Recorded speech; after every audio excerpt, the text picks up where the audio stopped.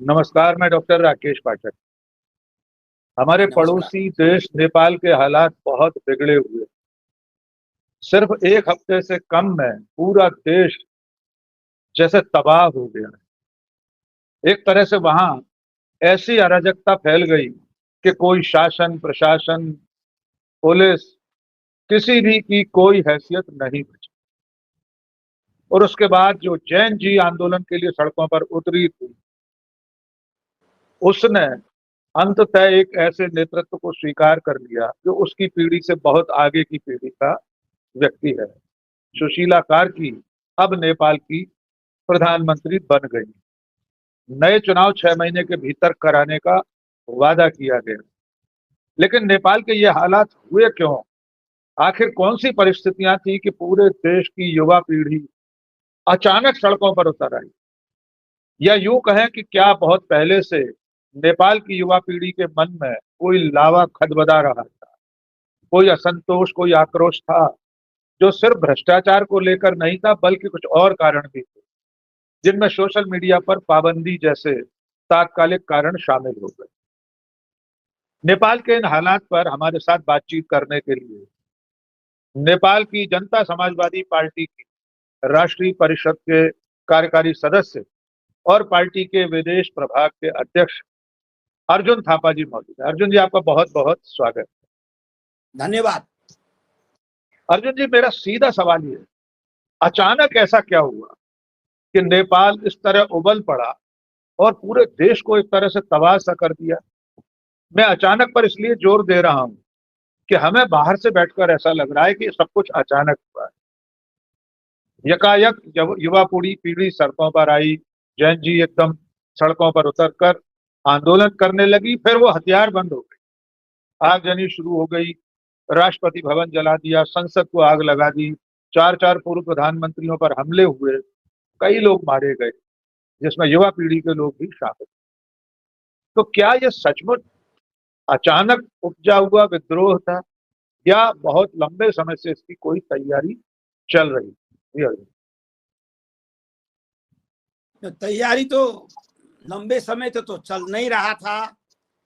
गत इलेक्शन 3 साल पहले हुआ और उसके बाद जो मैंडेट आया पार्लियामेंट के, उस मैंडेट में कभी तीसरा बड़ा दल माओवादी नेतृत्व का एमाले दूसरा बड़ा दल के सम्मिलित सरकार बनना, 6-8 महीने के बाद वही माओवादी तीसरा बड़ा दल के नेतृत्व प्रचंड के नेतृत्व में फिर कांग्रेस को सम्मिलित करके एमाले केपी ओली नेतृत्व वाली पार्टी को फिर हटाकर दूसरा कोalition बनना, फिर जाकर पहला बड़ा दल नेपाली कांग्रेस, दूसरा बड़ा दल यूएमएल का सरकार बनना।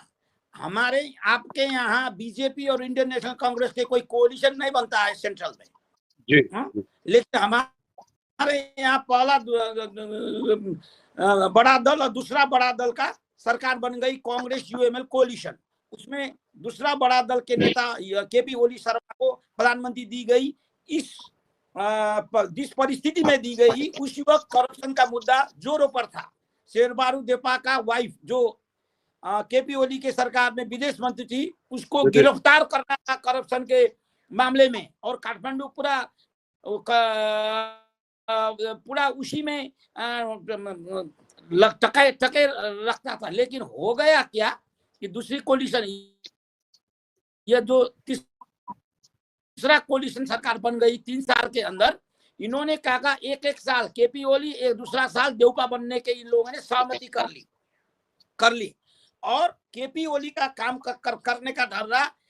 अपोजिशन पार्टी के नेताओं को करप्शन के चार्जेस में जेल में ठोसना, और राजनीतिक दलों को, छोटे राजनीतिक दलों को फूट डलवाना, और आपको कांग्रेस और यूएमएल बीच यह सहमति हुई कि हम लोग संविधान संशोधन करेंगे और 2 पार्टी सिस्टम नेपाल में लाएंगे। यह इन लोगों का धारणा रही है। लेकिन इन्होंने सुशासन देने के लिए, क्योंकि पिछले दिनों 3 महीने के अंदर ही केपी ओली के 3 मंत्री भ्रष्टाचार के आरोप पर राजीनामा दे चुके थे।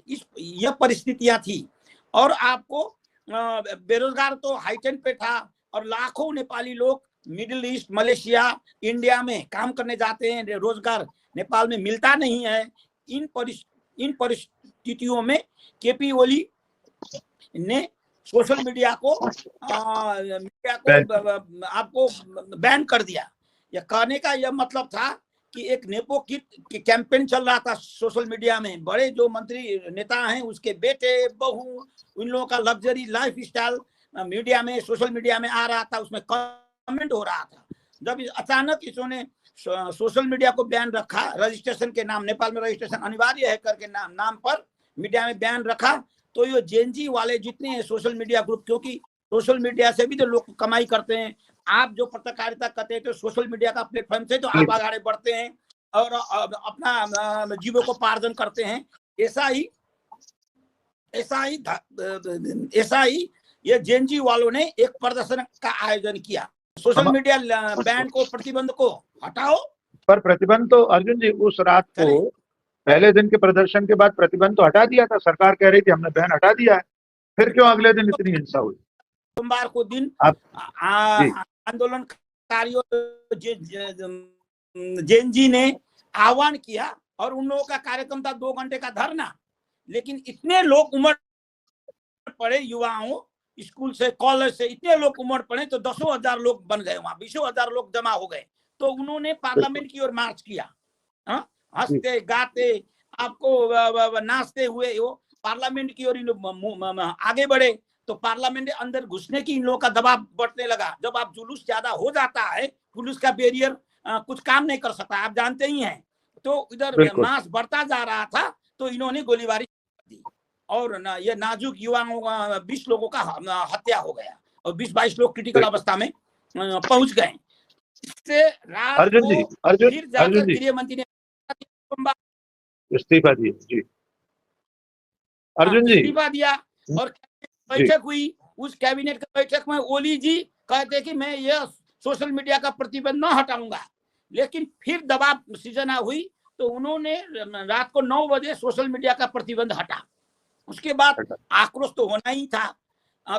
तो दूसरे दिन सभी वर्गों के लोग सड़क पे आ गए। तो पुलिस का मोरल डाउन था, तो पुलिस तो आपको कहीं दिखाई नहीं पड़े और एक ही जगह सब आंदोलनकारी जमा हो नहीं पाए क्योंकि ब्लॉक कर दिया गया।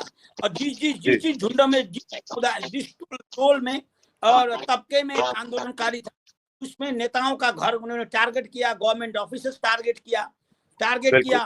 पुलिस सुरक्षा निकाय हतप्रभ रह गई, पुलिस ने सरेंडर किया, आर्मी एक्टिव नहीं था, इसलिए बहुत ज्यादा हानि हो गई।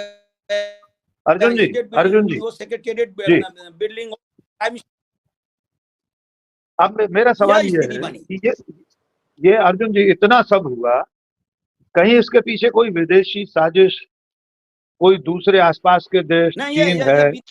विदेशी साजिश इस कारण नहीं माना जाता है। अगर social media platform American company का प्लेटफॉर्म है तो उन्होंने कुछ किया नहीं कहा जा सकता कि नेपाल गवर्नमेंट बैन किया है। इसमें ये ऑर्गेनिक है, ये स्पॉन्टेनियस है। जितने आपको सरकार का असफलताएं, सुशासन कायम न होने का, बेरोजगारी अवस्था, इन्हीं लोगों का पाइल अप होकर यह आपको यह आक्रोश उमड़ पड़ा है। अच्छा अर्जुन जी, बीच में नेपाल में राजशाही के पक्ष में आंदोलन चल रहा है। हमारे देश के उत्तर प्रदेश के मुख्यमंत्री की तस्वीरें भी उस आंदोलन में देखी गई थी। तो क्या लगता है नेपाल में कोई अंदर ही अंदर कोई भूमिगत तौर पर ऐसा माहौल भी बनाया जा रहा है कि राजशाही वापस लाई जाए, लोकतंत्र विफल हो गया है, इसकी भी कोई तैयारी चल रही है? क्योंकि बीच में राजा ज्ञानेंद्र भी मिले थे लोगों से। जी हाँ, राजशाही वाले 6 महीने पहले कुछ एक्टिव थे, जुलूस नारा भी किए थे और लेकिन राजशाही का माहौल नहीं है। वो जेनजी जो जनरेशन है वो राजशाही जानते नहीं है। जब जेनजी राजतंत्र वालों को पसंद नहीं करते थे, बहुत ज्यादा ग्रास रूट में नहीं था, यूथ इन लोगों के पास नहीं थे। तो हालांकि इस आंदोलन को दूसरे दिन राजशाही वाले सपोर्टर ने सपोर्ट तो किया, इसमें तो कोई दो राय नहीं है। तो हम बातचीत कर रहे थे नेपाल में जनता समाजवादी पार्टी की राष्ट्रीय परिषद के कार्यकारी सदस्य और पार्टी की विदेश विभाग की समिति के अध्यक्ष अर्जुन थापा से। संभवतः वहां नेटवर्क की कोई समस्या है, इसलिए हमारा संपर्क उनसे टूट गया है।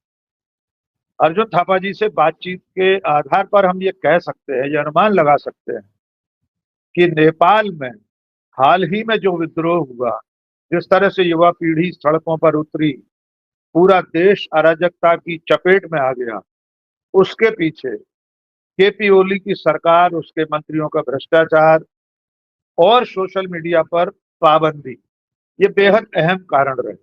भले ही तात्कालिक कारण सोशल मीडिया पर पाबंदी रहा हो, लेकिन जनता के बीच में और जैन जी के बीच में इस सरकार के खिलाफ आक्रोश बहुत लंबे समय से पनप रहा था। एक और खास बात रेखांकित की गई, नेपाल में पिछले कुछ समय से राजशाही को यानी राजतंत्र को वापस लाने के लिए भी आंदोलन चले। पिछले सालों में नेपाल के राजा रह चुके ज्ञानेंद्र ने लोगों से संपर्क बढ़ाया है, जनता के बीच में जा रहे, अलग अलग कार्यक्रमों में शामिल होते हैं, धार्मिक स्थलों पर भी जा रहे।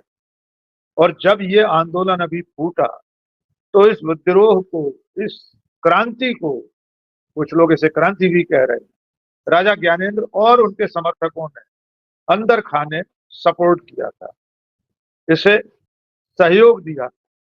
लेकिन इसके बावजूद अर्जुन थापा का मानना यह है कि नेपाल में जो युवा पीढ़ी है वो राजशाही को पसंद नहीं करती। खास तौर से 1997 से 2012 के बीच की जो पीढ़ी है, जिसे जैन जी कहा जाता है, उसकी राजतंत्र, राजाओं, राजकुमारों के प्रति कोई आस्था नहीं है। इसलिए इस आंदोलन के बावजूद राजतंत्र की वापसी की कोई उम्मीद नहीं दिखाई दी। वहां जल्दी ही चुनाव होने का वादा नई प्रधानमंत्री सुशीला कार्की ने किया है। 6 महीने के भीतर चुनाव कराने पड़ेंगे।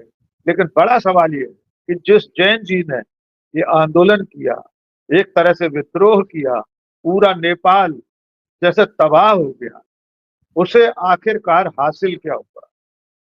उसकी पीढ़ी से बहुत आगे की पीढ़ी, एक उम्र दराज महिला अब प्रधानमंत्री बन गई। 6 महीने के भीतर चुनाव होंगे, तब जैन जी के सामने ये चुनौती होगी कि वो अपने शासक के रूप में, अपने प्रतिनिधियों के रूप में किसे चुनते हैं। लेकिन फिलहाल भारत के पड़ोसी देश में इस तरह की अराजकता भारत के लिए भी चिंता का सबब है। और इस नई सरकार में ये देखने लायक विषय होगा कि भारत और नेपाल के रिश्ते कैसे रहते हैं।